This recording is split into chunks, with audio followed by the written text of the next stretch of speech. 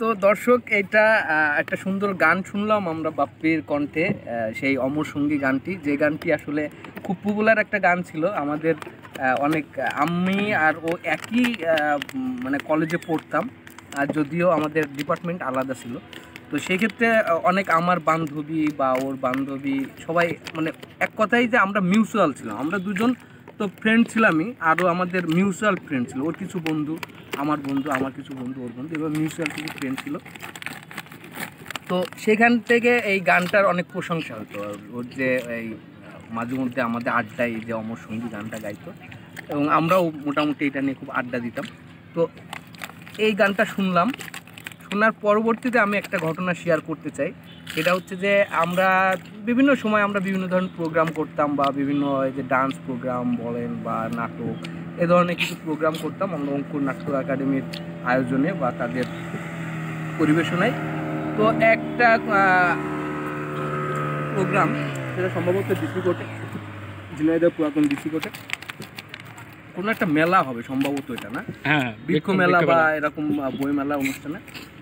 তো এখন বাপ্পি তো মোটামুটি গান গায়, সে মানে না তখন আমার ফার্স্ট টাইম চলতেছে, হ্যাঁ ফার্স্ট টাইম সে গান গাবে, অনেক রিকোয়েস্ট করে গানটা, সে মেনলি হচ্ছে একজন ডান্সার বা অভিনেতা, পার্ট টাইম অভিনেতা, ফুল টাইম ডান্সার। তো সেইখানে সে জুলিয়াস ভাইকে অনেক অনুরোধ করে বা আমরাও তাকে একটু সাপোর্ট দিয়ে, হ্যাঁ, যে তার খুব শখ একটা গান গাবে মঞ্চে, তার যেহেতু সে একজন অভিনেতা, একজন ডান্সার, সিঙ্গারটা হলে একটা অলরাউন্ডার একটা ভাব আসে। তো তখন অনেক রিকোয়েস্ট করার পরে মানে অনুষ্ঠানের শেষের দিকে, একদম জাস্ট শেষের দিকে, তখন ভোরা মানে মজলিস একদম পুরা দর্শকে টাইটম্বুর, অনেক রিকোয়েস্ট করে করে প্রধান শিল্পী আসার ঠিক আগের সময়, আগ মুহূর্তে, মানে যে মেন শিল্পী ছিল সম্ভবত পান্না খান নাম ছিল, তো ওই সময় তাকে গান গাওয়ার স্পেসটা দেওয়া হলো। তো সে মঞ্চে উঠলো, ওঠার পরে মোটামুটি যেহেতু অভিনেতা, মানে এক্সপ্রেশনে কোনো ঘাটতি ছিল না, আমার যতদূর ইয়ে ছিল এক্সপ্রেশনে ঘাটতি ছিল না, এবং সে মানে গানটা শুরু করবে সম্ভবত যে কি জানো, একদিন পাখি উড়ে যাবে আকাশে। তো সে হচ্ছে মোটামুটি একটা কনফিডেন্ট নিয়ে চোখটা বন্ধ করে, আমার মনে আছে যে আমি দর্শকের সামনে আছি, মানে দর্শক গ্যালারির সামনে, তো সে চোখটা বন্ধ করে গানটা শুরু করলো, একদিন পাখি যাবে উড়ে। পরে যেটা ঘটলো যে পাখি আস্তে আস্তে উড়া শুরু করলো, মানে দর্শক আস্তে আস্তে উড়ে চলে যাচ্ছে, ঠিক আছে, কোনো তাল লয় কোনো ঠিক নেই, পিছন থেকে ওই যে নাজির বলছে যে থামিয়ে দে, দর্শক চলে গেল, থামিয়ে দে। ওইদিকে মোটামুটি সে গান গেয়ে চলে যাচ্ছে, কোনো নাক কান বন্ধ করে চলে যাচ্ছে, মানে 2-3 মিনিটের মধ্যে দর্শক সব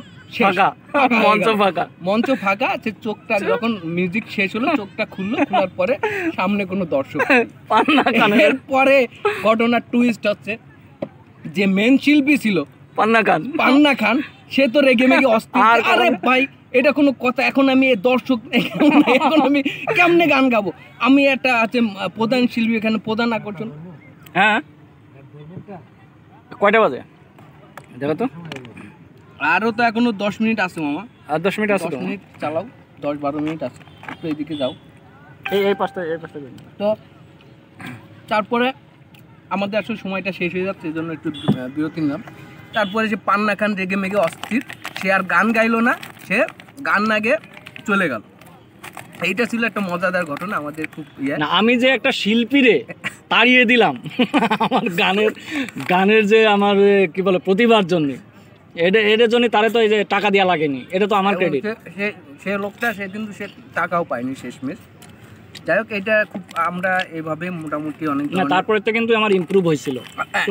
এই জায়গায় আরেকটা ব্যাপার আছে, এটা বলে রাখি, তারপরে কিন্তু একটা মানুষ দেখেন, এই জায়গায় শিক্ষণীয় ব্যাপার আছে মূলত, যে আমরা শিখি, মানে আমার উস্তাদ বাবু নারায়ণচন্দ্র নন্দী স্যার, তার একটা ডায়লগ আমার কাছে খুব ভালো লাগে। সে একটা ডায়লগ দিত যে যে পারে সে দেখায়, আর যে পারে না সে শেখায়।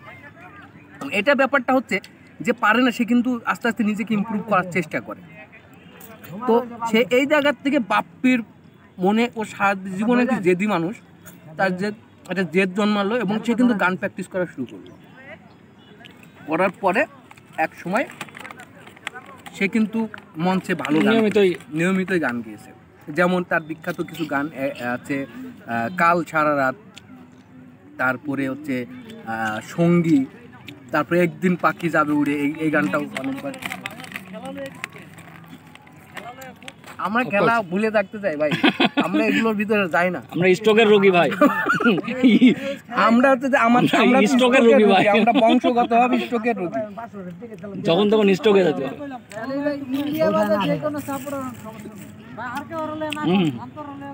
অবশ্যই অবশ্যই। আর কত বলো ভাই শান্তরে নিয়ে। যাই হোক, আমি কি বলতেছিলাম, বাইরের কথা বলতে মানে যে দিক থেকে যে নিজেকে এক্সপেরিয়েন্স করে তার কিছু বিখ্যাত গান ছিল, এই গানগুলো সে গেয়েছে এবং ভালোভাবে মোটামুটি ঝিনাইদহ শহরে রাজ করে বেরিয়েছে এবং সে নিজেকে একজন অলরাউন্ডার হিসেবে তৈরি করেছে। এই ছিল মোটামুটি আমাদের জীবনের গল্প বা যাক। এটা তো আমাদের পাস্ট হলো, পাস্ট যেটা আসলে ওটা স্মৃতিচারণই হয়। পাস্টকে মনে করে হয়তো সাময়িক কিছু সময় নিজেকে ভালো রাখা যায়, বাট পাস্টকে বয়ে নিয়ে তো আর সামনে আগানো যাবে না। এখন আমাদের আসলে 2022কে কেন্দ্র করে যে অভিজ্ঞতা বা এক্সপিরিয়েন্স হয়েছে, আর নট অনলি আমার, তো সেই জায়গা থেকে আমি তোমাকে যেটা প্রশ্ন করতে চাই, তুমি তোমাকে এখন কিভাবে দেখতে চাচ্ছ বা কি পর্যায়ে আছো? অ্যাকচুয়ালি লাইফটা এখন এখন অনেক টুইস্টে ভরা একটা লাইফ। বিগত 2000 মানে করোনার শুরু থেকে আর কি লাইফে নতুন টুইস্ট আসতেছে। মানে করোনার শুরু থেকে আমার লাইফে কিছু টুইস্ট আসছে। তো আমি এগুলো জাস্ট আমি একটা জিনিস মনে করি যে লাইফটাকে এনজয় করা। সিনেমা, বাংলা সিনেমা, মানে আমি একটা প্রেমে পড়লাম, শেখা খাইলাম, আমার যদি বাপ্পারা যে ফিলটা না নিতে পারে তাহলে কিন্তু হলো না। আমি বাপ্পারা যে ফিলটা নেওয়ার চেষ্টা করি। এখন যে লাইফে পজিশনে আছে, তো যে একটা জসিমের মতো আর কি ঠেলা গাড়ি টানতেছি, হয়তো ঠেলা গাড়ি টানতে কোনো না কোনো সময় দেখা যাচ্ছে যে ওই চৌধুরী গ্রুপ অফ ইন্ডাস্ট্রিজের আশপাশে ঘোরাঘুরি করতে কোনো না কোনো সময় একটু দৃষ্টি আকর্ষণ করে যদি ব্রিফকেস ভরা টাকা নিয়ে যে মেয়ের বাপের মুখের সামনে ছুঁড়ে ফেলে দেওয়া, এটা কি চৌধুরী সাহেবের যদি একটু কোনোভাবে, এখন যেটা চেষ্টা করছি চৌধুরী গ্রুপ অফ ইন্ডাস্ট্রিজের মালিকটা কোনোভাবে একটা হইতে হবে, অথবা একটা লটারি পাওয়া লাগবে। এটা একটা ভালো কোশ্চেন। লটারিটা যদি পেয়ে যাই তো চৌধুরী গ্রুপ অফ ইন্ডাস্ট্রি মালিক হয়তো টাইম লাগবে না, তখন ওই টাকার ব্রিফকেসটা চৌধুরী গ্রুপ অফ ইন্ডাস্ট্রিজের চৌধুরী সাহেব, কিন্তু চৌধুরী সাহেবের মেয়ে তো এর মধ্যে অন্য প্রেগনেন্ট হয়ে গেছে।